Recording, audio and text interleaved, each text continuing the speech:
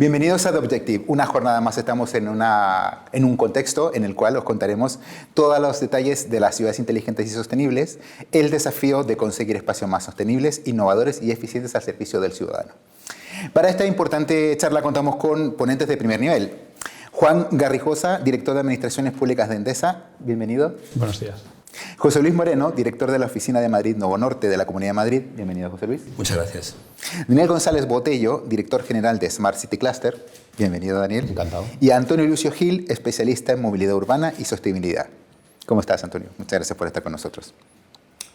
Ciudades inteligentes es un término que nos viene sonando desde hace aproximadamente una década, en el cual la idea que tenemos generalmente es una ciudad más sostenible, una ciudad más tecnológica, más conectada, pero sobre todo una ciudad que sea mucho más habitable y mucho más agradable para que sus ciudadanos estén en ella. Últimamente se pone mucho más de actualidad con la crisis energética, en la cual los costes de la energía, tanto para los ciudadanos como para las ciudades, las administraciones y las empresas han subido de manera desorbitada. Y volvemos a poner sobre la mesa el concepto de ciudad inteligente, que es una ciudad que, por todo lo que se ha venido comentando, es esencialmente una ciudad energéticamente más neutra y mucho menos consumidora de energía. Hay estudios que dicen que puede un 20 o un 30% reducirse el consumo de energía de una ciudad gracias a que es una Smart City y que tiene, entre otras cosas, pues un transporte más sostenible, unas viviendas más sostenibles y una estructura más sostenible. Para este tema y muchos otros, pues contaremos aquí con este panel de primer nivel. Y primero, pues me gustaría empezar preguntándole a Juan. Juan, ¿qué tal? Cuéntanos un poco en qué estado nos encontramos en este momento en cuanto al desarrollo de la Smart City. Buenos días y muchas gracias por participar.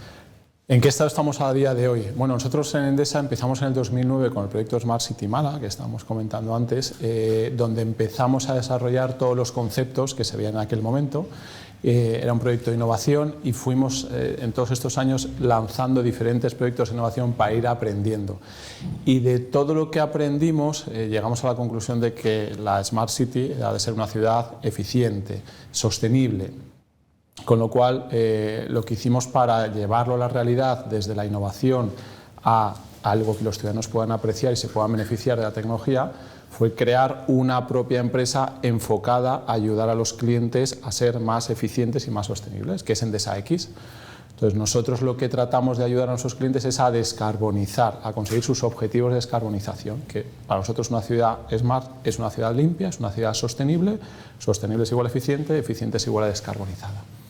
Y ahí donde estamos, bueno, pues ayudando a las ciudades a llevar toda la tecnología que ya existe para que cumplan sus objetivos de descarbonización, que sean ciudades más sostenibles, más limpias, más amables con los ciudadanos, lo que va a implicar, en primer lugar, un descenso de los consumos energéticos y esa eficiencia.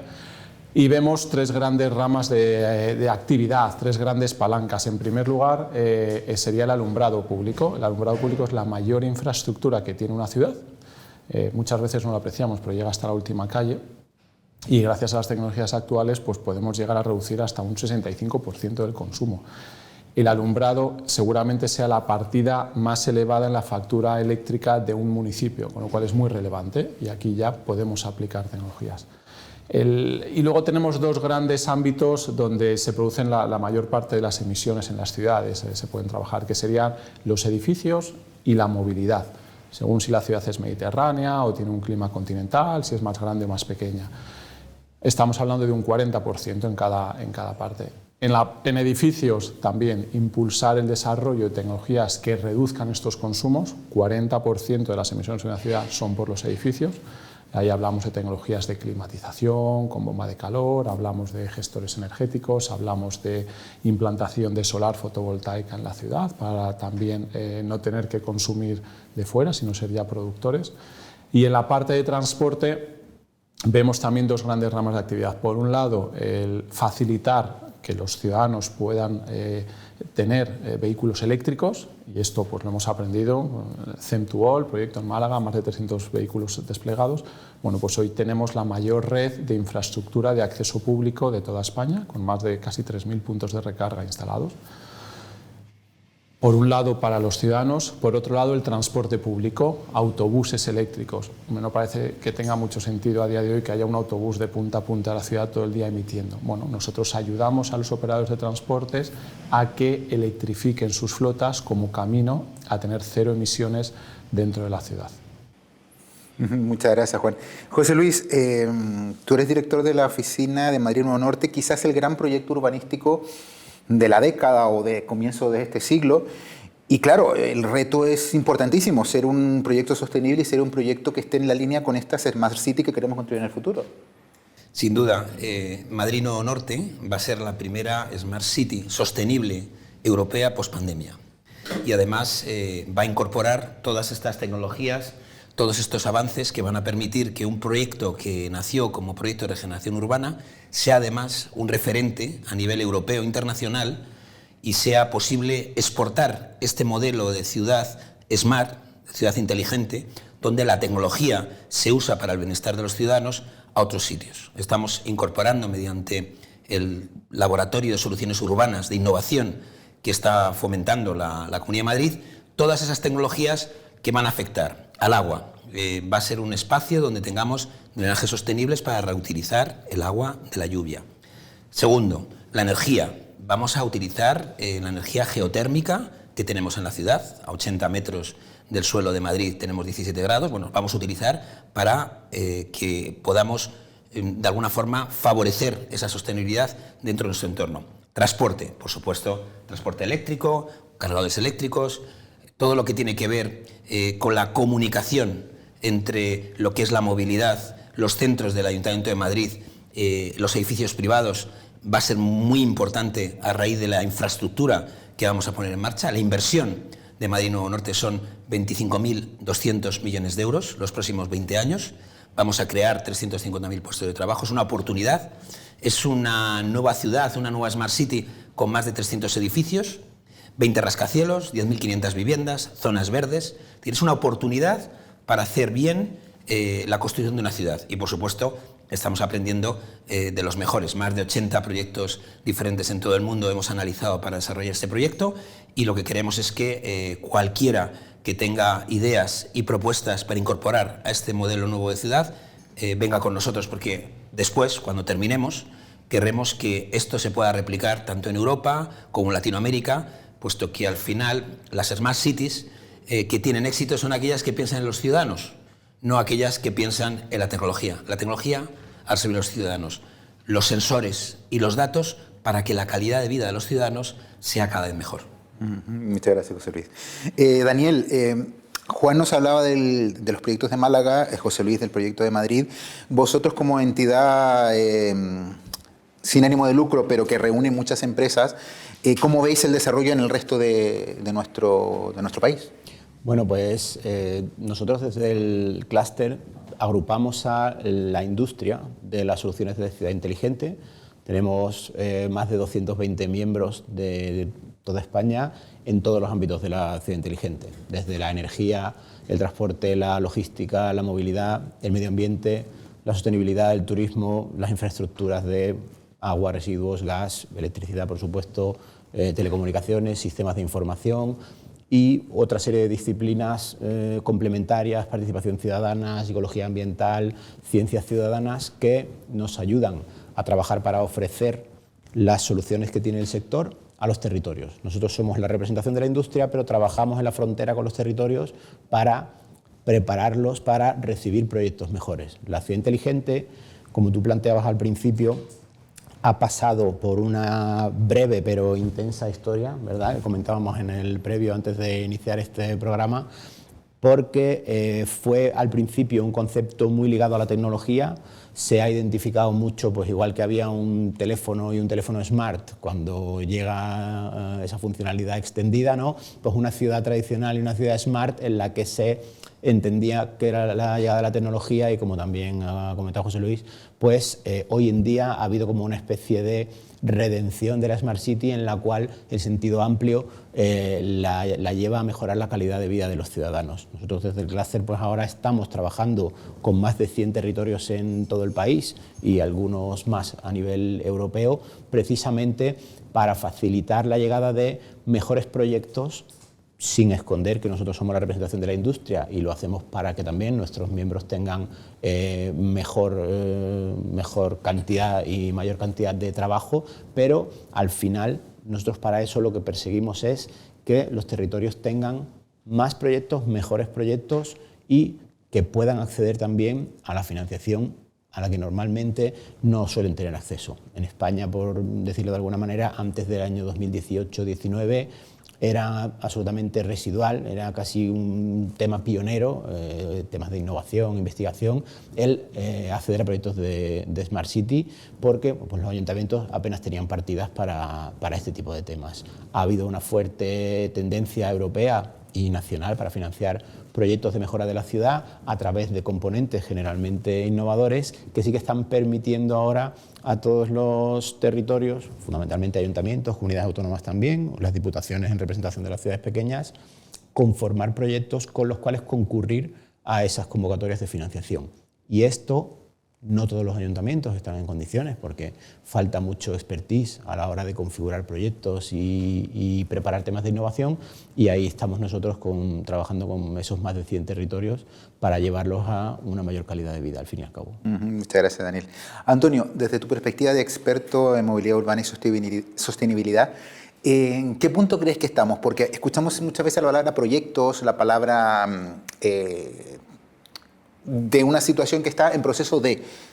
Cuéntanos un poco, según tu perspectiva, en qué punto estamos de ese proceso hacia una ciudad sostenible o hacia un Smart City. Sí, antes en los previos comentábamos que identificaba el gran apogeo, el boom en ciertos círculos, en ciertas esferas, del término Smart City en torno al año 2008, 2009 y 2010, que es la gran potencia de la digitalización, de la conectividad, del Big Data también, para poder hacer la gestión urbana, en principio, de una manera más eficiente. O sea, para que las infraestructuras funcionen de una manera más eficiente. Y es verdad que hay elementos tecnológicos muy importantes y las empresas proveedoras de servicios en ese sentido pues tienen muchísimo que aportar y nos interesan que hagan aportaciones pero inteligentes. O sea, necesitamos Smart Cities inteligentes porque podíamos tener Smart Cities tontas si Smart City es simplemente sensorizar sin criterio. Es fundamental las necesidades y es fundamental el cliente, ¿no? Está muy bien identificado el tema del alumbrado porque el alumbrado yo creo que no se presta a autoengaños o a banalidades. O sea, es una infraestructura y un servicio municipal hiperconsolidado, con toda una historia, y ahora de lo que se trata, totalmente maduro, y de lo que se trata es de hacerlo lo más eficiente posible. Tiene un cliente centralizado que es la administración local. Ahora bien, hay una parte en las ciudades que son los grandes desafíos y se han señalado antes, que son edificación y movilidad, que es el ámbito de las emisiones difusas, de la logística difusa que nos condiciona a todos. Y es verdad que ahí las Smart Cities son muy importantes. Hay una parte que es cómo gestionamos de manera más inteligente nuestras infraestructuras, pero también antes en el previo hablábamos de Málaga, que ha introducido una manera muy eficiente y muy inteligente y muy innovadora, sin necesidad de utilizar tecnología sofisticada, que es poniendo conos en uno de los carriles, en un viario que tiene varios carriles, y crear un carril busbao reversible, movible en función de las circunstancias, con conos. De manera que unos operarios con una furgoneta que debería ser eléctrica, ¿no?, desde luego, puede estar construyendo una infraestructura muy inteligente, sin necesidad. Esa visión de las necesidades, de las demandas, es clave. Y el cliente en muchos casos no es solo el ayuntamiento, es el ayuntamiento y la comunidad, la ciudadanía, el tejido socioeconómico con el que interactúa. Pongo un ejemplo y termino. Estocolmo. Estocolmo se plantea el problema de la congestión del tráfico en torno al año 2001, 2002, 2003. Hay unos antecedentes que serían muy interesantes, pero que no podemos entrar en ellos. Miran mucho a Londres, Londres mira a Estocolmo. El caso es que hay un momento en que se deciden a intentar plantearse un peaje. El peaje es una medida preta porter y no estoy defendiendo el peaje, es una hipótesis, caja de herramientas. Para hacer ese peaje se inicia un proceso de diálogo con una encuesta donde solo el 30% de la población lo apoyaba, el 70% lo rechazaba. después de un debate, una deliberación inteligente sobre cómo, qué precios, a dónde va el dinero, la transparencia de las inversiones, qué servicios para compensar en términos de transporte público, etcétera, después de todo eso, se hace una experimentación de 6 meses con el peaje. Luego se retira el peaje y se experimenta de nuevo el no peaje, y luego hay un referéndum, y en el referéndum sale que sí al peaje. Y esto tiene una solución tecnológica, no voy a decir la marca que es, pero durante aquellos años la empresa muy importante presumía de que ellos habían aportado la solución de Estocolmo. Es muy importante lo que hizo esa empresa en radiofrecuencia, muy importante, pero lo más importante es que el cliente, gobierno local, con su complejidad, oposiciones y tejido socioeconómico, habían sido capaces de concertarse y con flexibilidad y decir, vamos a adoptar una medida complicada. Y ni siquiera lo importante es la medida prêt-à-porter referéndum. Ni importante es el referéndum, lo importante es la concertación previa. Entonces, esos ejercicios de inteligencia colectiva, que no tienen por qué estar formalizados, que pueden ser informales, ¿no? Ese ejercicio de inteligencia colectiva es clave para que la Smart City como instrumental realmente sea útil, porque si no podemos caer en una banalidad. Muchas gracias, Antonio. Bueno, a partir de ahora vamos a hacer un turno de preguntas para intentar abordar todos los temas. Os pediría pues, más concisión para poder podamos llegar a todos los temas. Juan, hablabas del tema de del alumbrado, también lo mencionabas tú, Antonio, pero yo creo que ese punto es clave porque además estamos, como dijimos anteriormente, en un momento de crisis energética en que precisamente desde Europa y desde el gobierno central se pide un ahorro energético. Se pide incluso, se cuantifica, creo que entre un 5 y un 15%. La pregunta es muy clara, ¿cuánto se puede ahorrar? O en el caso de Málaga, ¿cuánto se ha ahorrado ya? ¿O cuál es el potencial que se puede alcanzar para ahorrar en términos del número público que dices tú, que es el que se ha avanzado más actualmente? Bien, nosotros no prestamos servicio de alumbrado público en la ciudad de Málaga, lo hacemos en otros 19 municipios de España con más de 100.000 puntos de luz. De la tecnología tradicional, vapor de sodio, de mercurio, a LED, hay un ahorro de un 65%, pero aún hay más. Lo que se hace es se gestiona el alumbrado, nuestros puntos de luz se encienden y se apagan cada día del año a una hora diferente según el orto y el ocaso. A partir de 1 hora de la noche se baja la intensidad luminosa porque ya no hay tantas personas por la calle. Además usamos tecnologías que están disponibles porque aquí el protagonista no es la tecnología, el protagonista es la utilidad que decía Antonio. ¿Cuál es la utilidad aquí? Ahorrar, pero que el ciudadano tenga un mejor servicio. El alumbrado implica seguridad y es muy apreciado por los ciudadanos también. Pero a partir de 1 hora estamos todos durmiendo, podemos bajar un poco esa intensidad. Podemos telecontrolar, como hacemos, los puntos de luz por avenidas. Podemos tener toda la información, todo ese Big Data de todas esas medidas, de todos esos consumos, de todos esos ahorros, para hacer el mantenimiento preventivo y correctivo, para asegurar que todo funciona bien.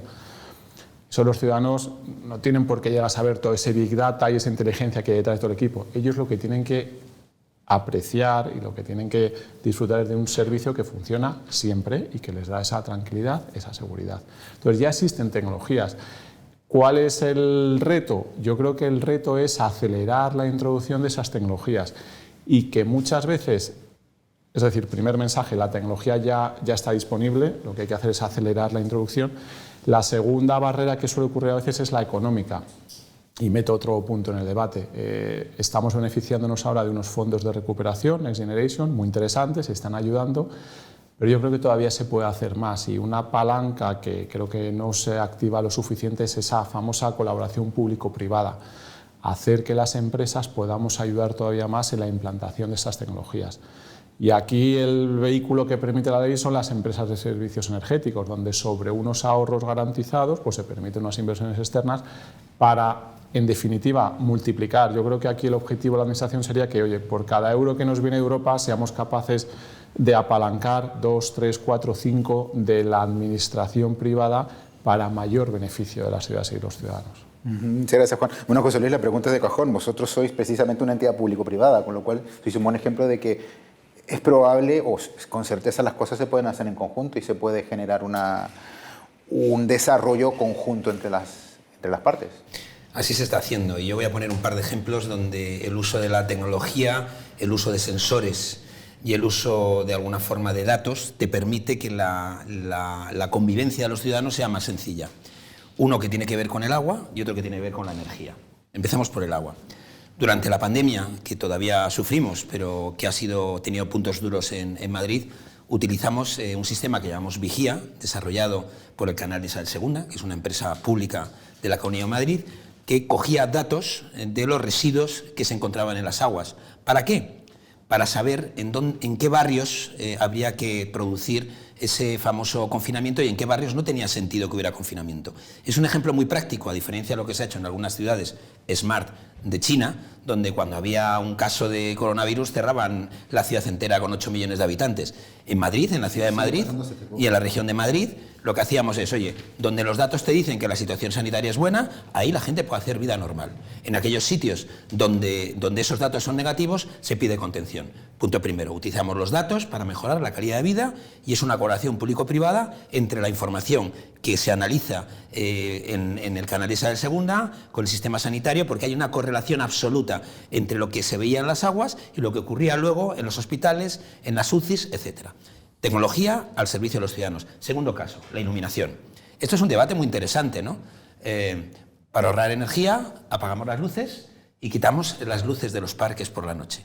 Eso crea un problema mucho mayor que el que hay. Lo que hay que hacer es métodos inteligentes, a través de sensores, a través de datos, para que los parques, por ejemplo, sean seguros. Entonces, tendremos que poner, y ya hay tecnología, acumulación de esa energía por el día para que por la noche se vayan iluminando las áreas donde haya personas. Es decir, hay muchas soluciones tecnológicas donde según tú vas dando el paseo por una avenida, se va iluminando en la medida que tú vas viendo, y cuando no hay tránsito no se produce consumo. ¿Qué estoy poniendo con estos dos ejemplos? Que si no utilizamos la tecnología, si no utilizamos los sensores y si no utilizamos los datos para mejorar la calidad de vida de los ciudadanos, y he puesto dos ejemplos, la gente piensa que realmente esa tecnología tú la quieres utilizar para controlar a la ciudadanía, que es lo que está ocurriendo pues, en esas ciudades de países tan poco democráticos como China. Muchas gracias, José Luis. Daniel, lo ha dicho Juan y lo ha dicho José Luis, la tecnología está. ¿Por qué crees tú o qué falta para que eso se utilice de manera masiva? Porque la impresión que yo tengo es que no se utiliza del todo. A ver, yo me voy a salir aquí un poco del guión habitual y voy a mirar el tema desde un punto de vista un poquito alternativo, ¿no? No quiero ser tampoco demasiado convencional en el discurso, porque si no nos vamos a aburrir todos mucho. A mí me gustaría poner un punto de optimismo, ¿vale? en todo este tema. La adopción, primero, las tecnologías tienen un ciclo de vida, tienen un momento de invención, tienen un momento de expansión, tienen un momento de maduración, tienen un momento crítico en el que se adoptan o se descartan y todo eso pues lleva tiempo. Segundo, cuando estamos hablando de nuestro ámbito vital, las cosas nuevamente toman tiempo. Hay determinados componentes que son culturales. No solamente culturales a nivel del ciudadano, sino que también son culturales a nivel de nuestros dirigentes, son culturales a nivel de las empresas grandes que tienen que a lo mejor ser un poco tractoras de los mecanismos de inversión y de la madurez de los modelos de negocio, de muchas otras cosas. A veces nos podemos sentir tentados de exigir resultados en una ventana de tiempo que a lo mejor no corresponde con el ciclo de madurez de una solución, ya sea tecnológica o no, o a lo mejor hay cosas que todavía no están en su momento, o hay cosas que tienen que irse dando un 2, 3, alguna serie de iteraciones para madurar y para adoptarse. Hay lugares también que son pioneros y otros que son seguidores, depende también del carácter innovador de su gente y de sus líderes, pues algunos pueden incluso tener una serie de capacidades ociosas para invertir, pueden tener un cierto margen de seguridad en el que pueden arriesgarse e innovar y a lo mejor demostrar, pues como veníamos nuevamente diciendo en la ciudad de Málaga, que con los primeros Smart Cities pues dijo, oye, yo te presto un barrio, que además casualmente era donde vivía yo, para que tú hagas una red de media y baja tensión, telecontrolada, telegestionada, y aquello era un poquito como ciencia ficción, ¿no? Aquel proyecto que era una pura Smart Grid, luego ha sido lo que ha permitido tomar información para decir, señor, esto funciona. No vamos a cambiar 5 millones de contadores de la noche a la mañana vamos a testear el modelo y de repente cuando ya hemos visto que aquello traía muchos beneficios, hagámoslo para todos los demás. Eso mismo funciona con otras muchas soluciones. Tenemos que tener un pelín de paciencia y tenemos que tener un pelín de optimismo, porque es verdad que estamos viendo que hay una serie de mecanismos cuyo problema a lo mejor es simplemente que tardan un poquito más, pero con ese tiempo que tardan un poquito más, el beneficio que traen a posterior es mucho mayor. Muchas gracias, Daniel. Sí. Hay un concepto que se está usando mucho ahora, que es el concepto de sandbox en inglés o arenero en español, ¿no? Que es, vamos a hacer una prueba piloto en un ámbito, vamos a permitir una regulación diferente que compruebe que eso funciona y a partir de ahí lo vamos a extender.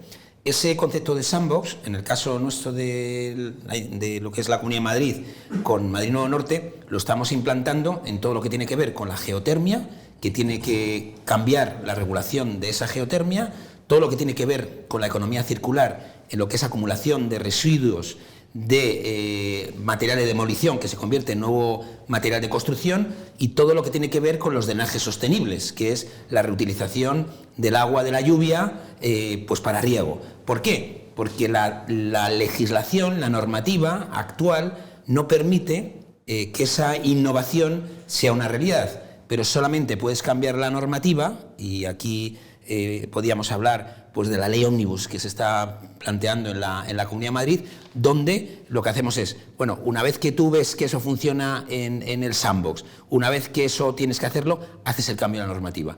Y eso tiene que ver con el piloto. La parte privada, junto con la pública, hacemos la práctica, y luego es la parte pública la encargada de adaptar la normativa para que eso se pueda extender. Muchas gracias, José Luis. Antonio, pues entonces, para desempatar, ¿tú eres de los que ve más el vaso más lleno o medio vacío? Medio lleno, medio vacío. ¿Eres más de Daniel o más del periodismo clásico? Yo lo veo medio vacío. Lo veo medio vacío porque hay una tendencia a la banalización. No es el caso de este medio, pero sí los medios, cuando surge algún nuevo concepto, enseguida se entregan a él, primero para generar expectativas utópicas, y luego, pasado un tiempo, el medio entra en el morbo de la desmitificación, ¿no? Y ni una cosa ni la otra.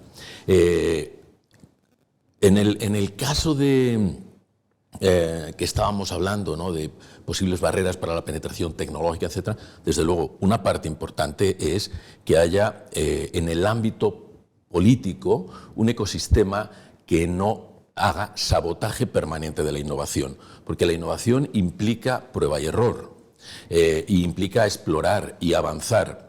Y resulta que hemos perfeccionado tanto racionalmente el marketing político que está haciendo permanentemente sabotaje a ciertas líneas de acción social, y una es la de la innovación. Nadie se arriesga a nada porque te lo van a echar en cara, y hay que arriesgarse y hay que hacer prueba y error más allá de ciertos living lab o sandbox. Hay una parte de eso.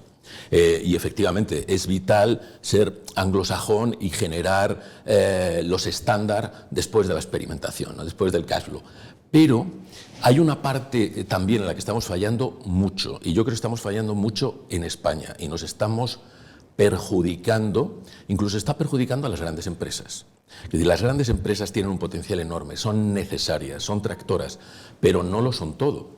Y yo creo que es un perjuicio para las grandes empresas que en el ecosistema no haya otra serie de actores pequeños que no solo actúan como levadura en términos de innovación, sino en términos de implementación, que es donde estamos fallando, en implementación, que sean la última milla, que sean el práctico del puerto que mete el transatlántico o que mete el gran buque, porque los barcos se quedan a 4 millas y tiene que venir alguien a aterrizar. Y cuando hablamos de sectores difusos, como son, por ejemplo, la edificación, la rehabilitación integral energética de edificios, que está muy bien diseñada macro como estrategia de inversión, de introducir tecnología, etcétera, generar empleo, no, y que tiene todo el apoyo económico, la predisposición de empresas, de políticos, no ha arrancado. Y no ha arrancado porque no estamos sabiendo actuar en la última milla. La última milla son otros actores, de otros perfiles, y hay nichos profesionales, y hay modelos de negocios, y hay posibilidades profesionales. Y en el tema pues de la movilidad, igual, hay una experiencia de Londres, de los Juegos Olímpicos, muy interesante, que también es muy difusa y requiere actores pequeños, de perfiles empresariales peculiares, eso no lo tenemos. Hay una tendencia, yo creo, en España a un juego morboso entre la política y las grandes empresas, en el sentido de que el político quiere cuanto antes ofrecer una solución y piensa que las grandes empresas se lo van a dar. Y yo creo que esto nos perjudica a todos, que ahí hace falta ese componente de última milla de actores pequeños, porque grandes cosas que podían hacer las empresas no las están haciendo de manera más acelerada, porque falta esa gestión del territorio que se señalaba, el territorio. Sí, un poco en línea con lo que estabas comentando, y por dar también algunas buenas noticias en la línea de Daniel, ¿no? Por ejemplo, esto que nos está pasando ahora para el despliegue de infraestructura de recarga de vehículos eléctricos. Una parte es privada, yo tengo mi garaje, me lo puedo poner en mi casa, pero sabemos que tiene que haber mucha infraestructura de acceso público. No todo el mundo dispone de un garaje justo en la casa donde vive. Y ahí las concesiones de permisos sí que nos vendría muy bien agilizar por parte de las administraciones esos permisos para que podamos seguir desplegando siempre con inversiones propias, ¿no? Pero hay algunas buenas noticias de tecnologías que se están desarrollando y se están desplegando, y os quería comentar algunas, pues estamos hablando de Málaga. Empiezo por las últimas, autobuses eléctricos. ¿Te importa, Juan, que antes quería rebatir Daniel y ya luego volvemos contigo, ¿vale? Un segundo, Daniel, sí. Simplemente una puntualización en la que a lo mejor te puedo dar una alegría, una pequeña alegría, y además engancha muy bien con lo que estaba diciendo Juan, y es que ese mecanismo complementario a los grandes volúmenes que ocupan como tractores las empresas privadas, existe un mecanismo que en Europa lleva funcionando más de 30 años y en España está en pie desde hace unos 15 con una política oficial que está empezando a dar unos resultados de madurez relativamente buenos, que es el clúster. No es porque yo sea un representante de clúster, que lo soy, sino que además el clúster que yo represento pues ocupa la secretaría de la Federación Nacional de Clúster. Lo que tiene el clúster es que ha encontrado un punto de muy buen rendimiento a la hora de favorecer que las pequeñas empresas cooperen entre sí, precisamente para hacer proyectos que se integran dentro de los ecosistemas y ofrecen esa punta de lanza que luego las empresas grandes pueden asumir con su fuerza y hacer mucho más grandes donde una pequeña no podría llegar nunca. Ejemplos, pues recientemente hay una política del Ministerio de Industria que lleva pues más de 10 años en pie, que son la convocatoria de ayudas a clústeres, que son proyectos que no son un proyecto en ventanilla generalista para cualquiera que venga con una idea feliz, son proyectos que están curados y gestionados por el clúster, que son proyectos alineados con el plan estratégico del clúster, que previamente el Ministerio ha validado y que una vez que se hace la cooperación entre ambas empresas alineados con un plan estratégico, son proyectos que funcionan muy bien para generar innovaciones, ejecutar proyectos en un espacio de tiempo corto, porque son de unos meses de duración, pero que ayudan mucho a fijar empleo en empresas pequeñas y a sacar innovaciones que las grandes luego pueden asumir. Recientemente, además, con la llegada de fondos Next Generation, somos los que hemos podido aplicar unos de los pocos fondos que han llegado a la empresa, porque la inmensa mayoría de los Next Generation que se están ejecutando por parte de los distintos niveles de las administraciones públicas. Recientemente ha salido la resolución provisional de la convocatoria última, en la que hemos conseguido 4,2 millones, hablo por parte del clúster Smart City, para 45 asociados nuestros, de los cuales 40 eran pymes. Es decir, el mecanismo de favorecer proyectos de innovación para fijar empleo de alta cualificación y en entornos innovadores y producir en la línea con nuestro plan estratégico resultados innovadores, está absolutamente maduro y precisamente da respuesta al problema que planteabas, que es que la locomotora del empleo que es la pyme tiene, a través del mecanismo de clúster, un vehículo muy importante para la cooperación y para el crecimiento. Muchas gracias, Daniel. Juan, volvemos con las buenas noticias y con los ejemplos que nos querías comentar. Bueno, sí, al hilo de lo que decía ahora Daniel, ¿no? Es necesario y ha funcionado muy bien los proyectos de innovación. Grandes empresas, con medianas y pequeñas empresas, con organismos de investigación y desarrollo, con empresas también expertas en consultoría que ayuden a darle forma, absolutamente, y todos ganamos con todo. Buenas noticias, pues, estaba pensando por la parte de autobuses. Ha habido otras ciudades también muy pioneras en España, quiero nombrar Barcelona, donde ya en el 2013, con proyectos de innovación de movilidad, CEUS, y hoy ya Barcelona tiene líneas de autobuses eléctricos y siguen con su desarrollo y son muy activas. La ciudad de Madrid también ha hecho una apuesta muy relevante por la movilidad y el transporte público y está transformando su flota. Zaragoza, que tiene un plan para cambiar toda su flota a 10 años también, ¿no? Sevilla y otras, San Sebastián. Y lo que ocurre es que esta impaciencia que estaba nombrando Daniel, ¿no? Oye, que se aprueba y que quiero ya tener mis vehículos y mis cargadores y que todo funcione. Bueno, pues necesitamos un poco de tiempo, ¿no? Hay que fabricarlos y hay que instalarlos y las cosas pues llevan un poco de tiempo. Pero esa buena voluntad y esa actitud hace que estemos en un periodo de transformación y que estas grandes ciudades, que al final son las que animan a estos seguidores que cuenta Daniel, pues cada uno en la medida de sus posibilidades va también teniendo estos planes de transformación muy importantes. En edificios tenemos un boom de despliegue de instalaciones solares fotovoltaicas y de bomba de calor. Tanto es así, os lo digo, hay escasez en el suministro porque hay una demanda altísima. Y estamos en un momento muy complejo. La volatilidad de los precios de la energía afecta no solo a la energía, sino también a los materiales y a los tiempos. Esto es complejo porque a la hora, ya con los pies en el suelo, pues a la hora de presentar una oferta es que nos cambian los precios los proveedores de una semana para otra, con lo cual pues esta incertidumbre es muy grande, ¿no? Para todos. Pero bueno, pues ahí estamos trabajando cada uno en la medida que podemos, pues con grandes inversiones o con proyectos más complejos, pero con la ayuda de todos para que vaya adelante. Pero sí que hay una gran demanda y ahora mismo hay una aceleración de esa transformación. Y dos palancas, los fondos y la voluntad al final de los dirigentes políticos con estos planes de descarbonización y estos compromisos que ven que claramente la ciudadanía ya sí que estamos en un punto de no retorno. Todo el mundo tiene absolutamente interiorizado que el camino es la sostenibilidad y ciudades limpias. Gracias, Juan. Te quería hacerte una pregunta y me gustaría que fuera una respuesta muy breve. El caso de los cargadores que ponías tú, y creo que históricamente yo he vivido en Madrid y se critica mucho que, al menos en el caso de Madrid, no sé la realidad de otras ciudades, los cargadores siguen siendo insuficientes, o al menos lo eran hace algunos años. ¿Crees que estamos en un punto actual en que estamos en un camino de que esos cargadores para vehículos, y no solamente vehículos particulares, sino que también para autobuses y transporte público, están en un punto óptimo? En la parte de autobuses, en este caso yo no puedo hablar por la MT de Madrid, pero tienen un plan publicado de desarrollo de su infraestructura y de adquisición, de transformación de su flota, que a mí me parece pues, realmente interesante y ambicioso, y creo que se está haciendo un gran trabajo por la MT de Madrid, por TMB en Barcelona, por Tusan en Sevilla, por el Ayuntamiento de Zaragoza, en fin, por todos los grandes ayuntamientos. Y en la parte de infraestructura de acceso público, yo puedo hablar por Endesa. Tenemos una empresa específica para esto, se llama Endesa XY, con un plan muy agresivo. Queremos llegar a 8.000 puntos de recarga de acceso público. Y vamos al ritmo que los permisos nos van llegando para poder instalar puntos y energizar los que usamos la palabra y que estén a disposición.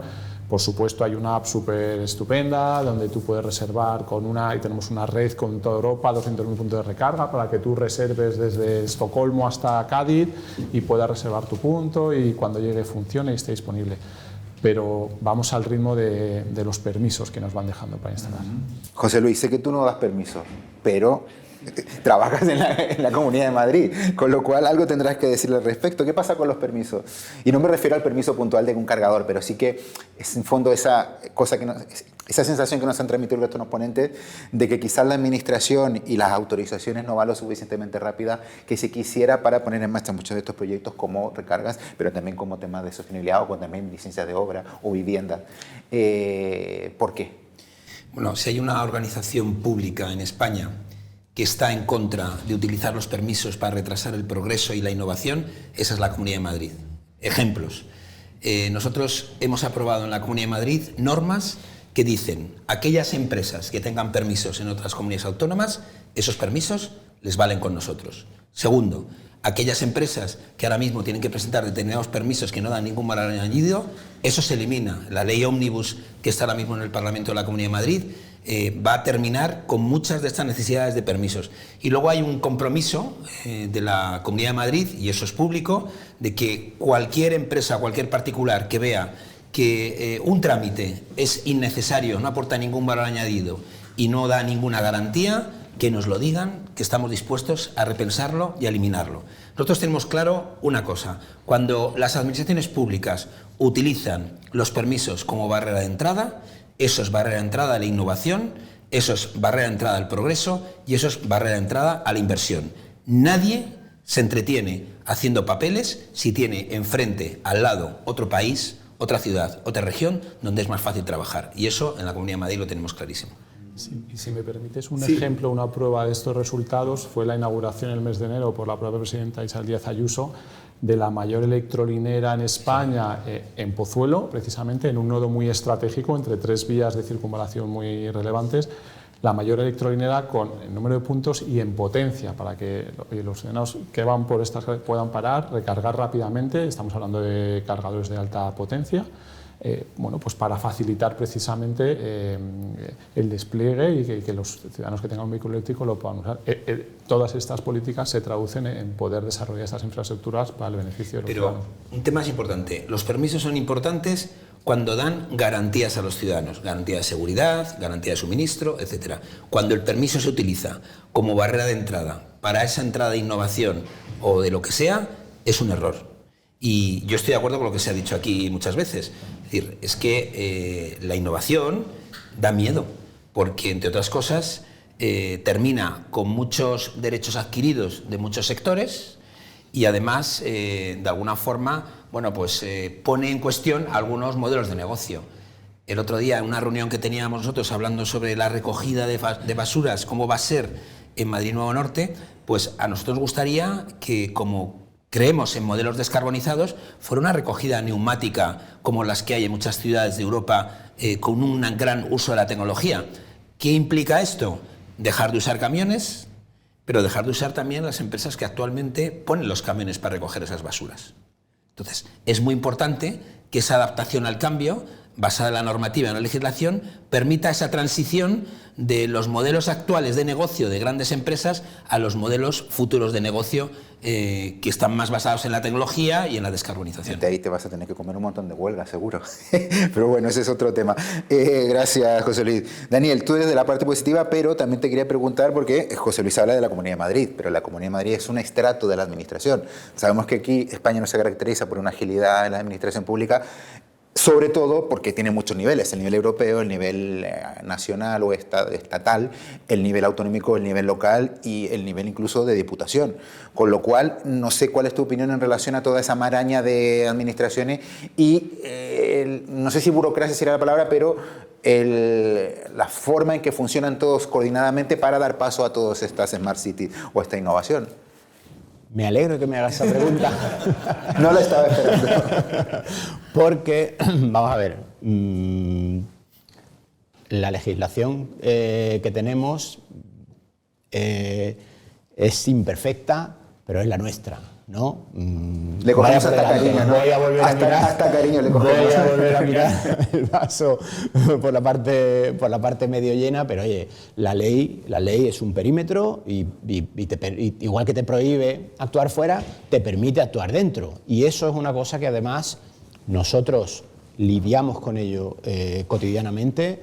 Hay mucho trabajo en los ayuntamientos, que a los propios ayuntamientos y a las personas que trabajan en los ayuntamientos, que al fin y al cabo son las que hacen las cosas, les gustaría que fuera de otra manera, y no pueden hacerlo con mucho pesar, ¿no? Porque además están viendo que hay soluciones que podrían aplicar para el beneficio de sus ciudadanos y que no les dan. No sé si es un nivel de distintas capas o de muchas o de pocas capas, porque además luego todo es opinable, ¿no? También podrías venir si demasiada centralización o menos. Es verdad que hay que tender a la eficiencia en el solapamiento de las competencias y hasta qué punto hay cosas en las que unos pueden entrar y otros no, pero también es verdad que un ayuntamiento de un pueblo de 1.500 habitantes no lo puedes dejar solo, desasistido. Igual que los seres humanos nos agrupamos para vivir en ciudades porque nos sale más barato, por decirlo de alguna manera, ¿no? Las administraciones locales pues también se agrupan a nivel diputación porque tiene un... O incluso ciudades que se unen. Claro, efectivamente, ¿no? Pero tiene un propósito, quiero decir, esto no es porque alguien se haya levantado con una idea feliz un día, sino porque responden a algo que a veces se nos olvida, ¿no? Entonces, ahí vamos a por lo menos dar un paso atrás y tomar perspectiva. Pero a nosotros nos parece que una de las grandes carencias que hay, que sí que a lo mejor sería una cuestión que a todos los niveles de la administración se debería tratar, es cómo podemos hacer que las personas que están... Hay un libro que se llama Peopleware, que es de gestión de proyectos de software, pero que vale igual, que dice que las personas, sus empleados traen su cerebro al trabajo todos los días. Por el mismo precio, incluso si usted quiere, lo pueden poner a funcionar. Pues los empleados públicos van a trabajar y les gustaría sacar mucho más partido a sus horas, y quizás esto es un problema de gestión del propio carácter innovador. Los procesos que se siguen hay que observarlos y hay que iterarlos.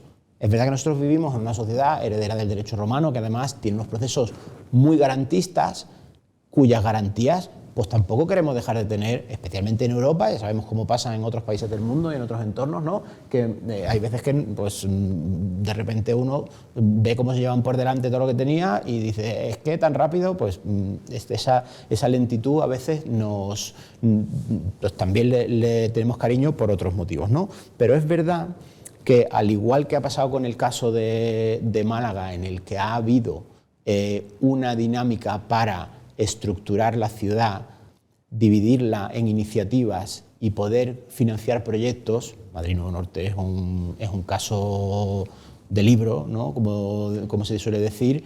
Hay que favorecer que haya talento preparado para gestionar. Eso es fundamental. El problema de la gestión de la innovación, que tiene 3 componentes. 1, talento. Gente que sepa hacerlo esto. Gente que sepa, a lo mejor no están en los puestos, o la gente que está en los puestos no tiene ese conocimiento, pero se puede trabajar en esa dirección. Segundo, confianza.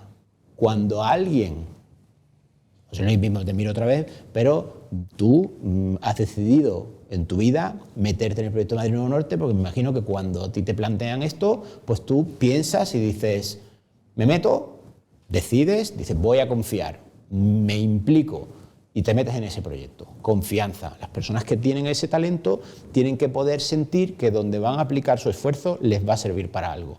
Y tercero, tiempo. Esos proyectos son proyectos complejos. Las ciudades son entornos que no son tremendamente volátiles, precisamente porque todos queremos que nuestra seguridad y nuestra cotidianidad también se respete. Con lo cual, ese tiempo para que esas personas que tienen ese talento y han decidido darle su confianza, les deja a esas personas que trabajen. Y con ese trabajo de esas personas cualificadas y con confianza, con el tiempo llegan los resultados. Bueno, en este caso, Antonio, creo que hay más o menos entre los ponentes que han hablado cierta coincidencia en que la administración de momento no está haciendo un freno. No sé si quieres sumarte a esa ola o quieres ser la nota discordante. No. Yo más bien en lo que pondría el foco es en los sectores difusos. Es decir, cuando hablamos de los avances en materia de las compañías de transporte público que compran autobuses o cargadores, creo que es muy positivo y que es así. Pero pongo encima de la mesa otro sector, que es el de las furgonetas, ¿no? Las decenas de miles de autónomos que tienen furgoneta, que trabajan con unos márgenes muy justos, y que no tienen tiempo para plantearse la política de compra del vehículo que ahora se van a implantar, como se están haciendo en otras partes de Europa, zona de bajas emisiones, que les condicionan. Y ahí es donde, igual que las personas que viven en los 10 millones de viviendas en España, que son los bloques aislados, que se hicieron entre los años 50, 60, 70 antes del Código Técnico de Edificación, que tiene unos estándares de edificación bajas y que, por tanto, además de los dispositivos tecnológicos como la bomba de calor o los paneles, el trabajar sobre la envolvente tiene unas rentabilidades muy grandes. Entonces, por eso, quiero decir, no cuestiono para nada las cosas que se plantean, me identifico totalmente con ellas. Lo que pasa es que me siento un poco portavoz de los decenas de miles que tienen furgonetas en esas condiciones, o los cientos de miles o algún millón que viven en esas viviendas. ¿Cómo hacemos eso? Y ahí es donde no estamos actuando. Entender ese ecosistema de pequeños, hay parte de pequeños que habrá que crear, pero hay otra parte de pequeños que no los visibilizamos y que son claves. Los administradores de fincas deberían haber estado desde el año 2008 en cualquier planteamiento de vehículos eléctricos o de actuación en los edificios, clave. Los concesionarios, Faconauto, cuando a mí me preguntan orientaciones sobre foros visionarios sobre movilidad, digo, ¿y Faconauto? Nadie se acuerda de Faconauto. Y quien compra los vehículos se lo está comprando a un concesionario o hay una financiera detrás.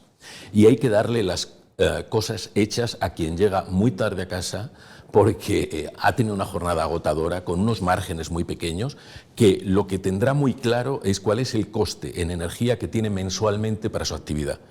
Y ese coste, sobre ese coste hay que trabajar, pero hay que facilitarle vehículos, asesoramiento, vehículo de reposición, confianza, porque si no, no vamos a tener una penetración masiva donde realmente hace falta. Lo interesante no es que sectores pudientes que viven en el área metropolitana, en las zonas privilegiadas, se compren el vehículo eléctrico para que vayan por el carril Busbao y cuando lleguen a Madrid aparquen libremente en cualquier lado. Lo interesante es que nuestros furgoneteros, que son los que suministran a la ciudad y abastecen a la ciudad, tengan vehículos eléctricos y les apoyemos en financiación, en apoyo. Y eso no se está haciendo. Bueno, José Luis, volvemos. A ti sé que no financias furgonetas tampoco, pero el caso sí que es verdad. O sea, en el caso también de las viviendas, creo que es el tercer gran pilar de las ciudades sostenibles y me imagino y con toda seguridad que Madrid Nuevo Norte creará unas viviendas súper eficientes y súper de carbono, huella de carbono limpia, pero claro, tenemos todo el resto del parque de viviendas en Madrid. Y Madrid propone la ciudad donde estamos. Y hay una serie de fondos europeos que se supone que están destinados a rehabilitación de vivienda.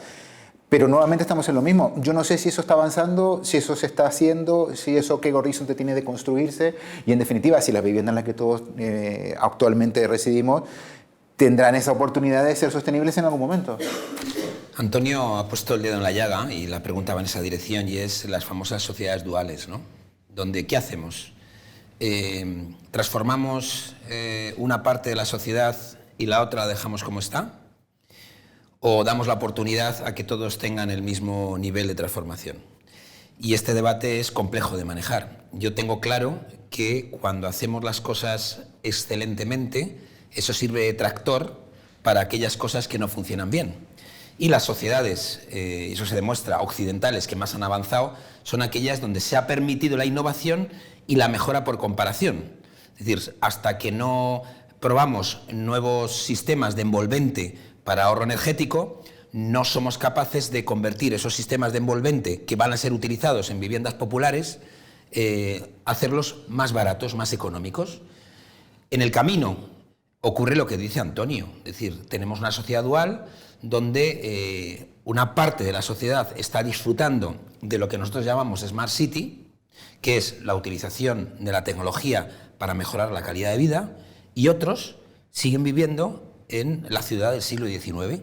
Y no hablemos más si estamos hablando de la famosa España vaciada, donde si explicamos esto de los sensores en algunos pueblos de España, te mirarían como diciendo, ¿usted es un astronauta o usted quién es? Entonces, en esa dualidad lo que es importante, y ahí juega un papel muy importante la administración y desde luego la Comunidad de Madrid, en la medida que puede, con su presupuesto limitado, utilizando fondos europeos, lo está haciendo, está dando esa posibilidad a las clases más populares para que puedan cambiar el calentador, para que puedan mejorar la envolvente, para que se puedan utilizar cubiertas vegetales para aislar mejor los edificios, para que el tipo de energía que se utilice en esos domicilios sea más económica, para que se puedan también renovar las flotas de esas furgonetas.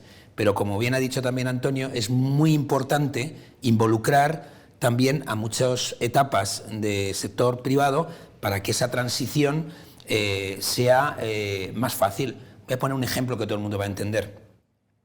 Cuando una comunidad de propietarios de un barrio humilde se dirige a un banco para pedirle el anticipo de la ayuda que ha sido concedida por parte de una administración para renovar la envolvente o cambiar el ascensor o alguna mejora en la calidad de vida, el director de esa sucursal le mira a los ojos y le dice: ¿la comunidad de vecinos? Si no tiene personalidad jurídica propia, ¿a quién le voy a prestar el dinero? Pues eso es lo que el legislador tiene que solucionar. Eso es lo que la administración tiene que ayudar.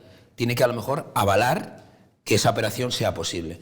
Y ahí solucionaremos el problema. Porque si no, tendremos lo que decía Antonio, una sociedad dual donde quien tiene recursos se compra el coche eléctrico, viene por el carril bus, aparca en la calle sin pagar y el de la famosa furgoneta pues no tiene ni siquiera dónde aparcar.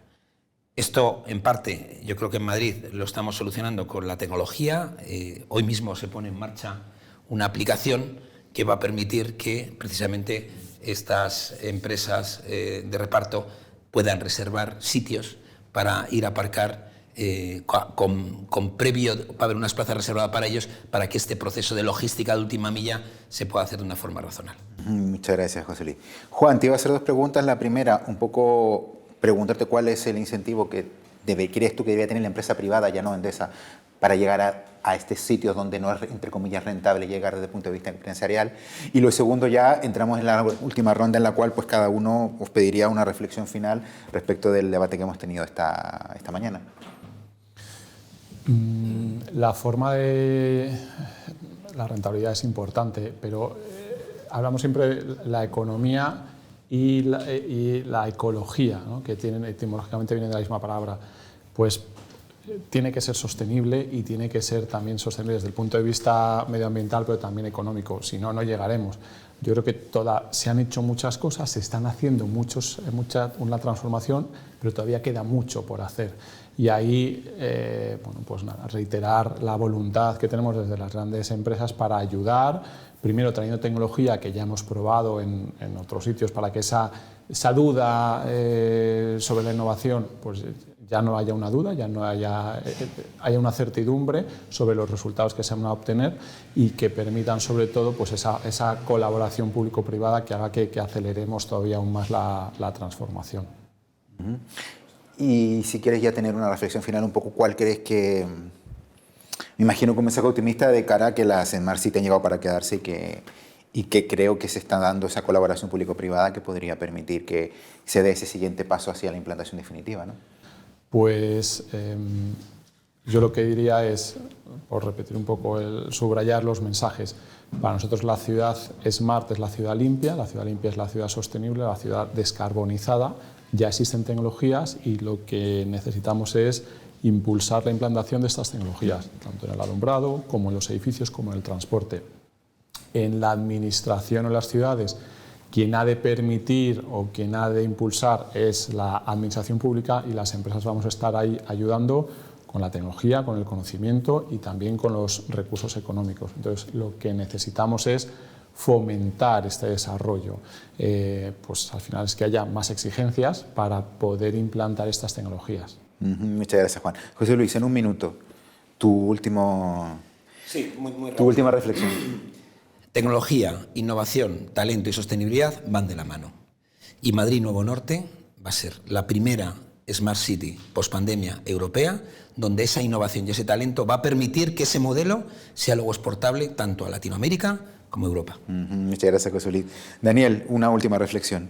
Bueno, pues si hay algo con lo que a mí me gustaría quedarme es en esa nueva forma de ver la ciudad. Es una ciudad inteligente, con o sin tecnología, pero sí con un norte. Una ciudad que tiene un carácter, si me permitís la expresión, femenino, en el sentido de que es acogedor, en el sentido de que es una ciudad que piensa en todos y que además piensa en todos constantemente. Es una ciudad que piensa en los que estamos aquí, pero que piensa en los que van a estar mañana. No solamente en los que estamos hoy, sin pensar en los que están mañana. Es una ciudad que tiene en cuenta no solamente a las personas y al entorno, sino también la naturaleza, la biodiversidad urbana, que es una cosa sin la cual no podríamos vivir. No nos podemos olvidar de esto, es un factor que Madrid Nuevo Norte tiene ahí una oportunidad perfecta. En España está la infraestructura europea de observación de la biodiversidad que tiene sede en España, que se llama LifeWatch, y nosotros colaboramos mucho con ellos precisamente para que esa dimensión urbana de la biodiversidad no solo no quede en el olvido, sino que quede muy bien vigilada. Y además, en el plano digital, hemos hablado muy poco, para mi sorpresa agradable, de la digitalización en el debate de hoy, pero sí que es verdad que no podemos evitar también pensar en la protección del ciudadano en la dimensión digital también. Es muy importante que tengamos presente que el mundo digital ha ocupado una parte muy importante de nuestras vidas. Los ciudadanos tienen derecho a protegerse y es muy importante que los derechos digitales del ciudadano también los observemos. Muchas gracias, Daniel. Antonio, reflexión final. Reflexión final, insistiría en la idea de inteligencia colectiva y conocimiento compartido para avanzar lo más posible la inteligencia colectiva, de manera que lo que llamamos Smart Cities sea un elemento instrumental. Y hago referencia a lo que señalaba José Luis de esa aplicación tan interesante para gestionar los slots. Hay toda una problemática. En el año 2006-2007 hubo un taller de varios meses con unos 10 actores claves del sector empresarial de distribución, con actores también políticos, socioeconómicos, etcétera, en una cosa que se llamó Mesa de Movilidad, con una metodología que no había comunicación mediática, no fue ningún alcalde a hacerse fotos, y había fair play, y hubo unas elecciones por medio. Y ese proceso, luego se ha contado mucho en las ciudades iberoamericanas, en alguna europea, es un proceso que duró 5 o 6 años, y lo que ayer se presentó tan interesante sale de un ejercicio de pensar, hablar entre todos, y empiezan a identificarse medidas que tiene que adoptar la Administración, algunas mañana mismo sin cambiar norma con operativa, otras alguna modificación sencilla, alguna más grande. Pero el propio sector privado en esos foros está absorbiendo un montón de cuestiones que dice: yo no necesito a la Administración, lo hago yo como prevedor, como buena práctica, y es un caso interesantísimo porque de todos los temas que se trataron en formato taller en aquella mesa de movilidad, el primer tema al que se le dio prioridad fue a la carga y descarga, que es un tema invisible porque los medios de comunicación no lo encuentran sexy, pero en un formato de ese tipo fue el tema prioritario, cómo abastecemos a nuestra ciudad. Y es una satisfacción ver cómo empiezan a llegar aplicaciones, por tanto, inteligencia colectiva a través de entornos de verdadero conocimiento compartido, porque donde debería suceder eso, que es quizá en los parlamentos, no funcionan, están a otra cosa. Muchas gracias, Antonio. Antonio Lucio, especialista en movilidad urbana y sostenibilidad, gracias por estar con nosotros. Daniel González, director general de Smart City Cluster, gracias, Daniel.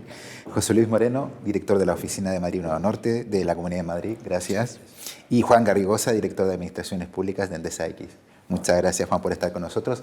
Y a vosotros seguís The Objective y en el siguiente contexto estaremos con vosotros. Muchas gracias.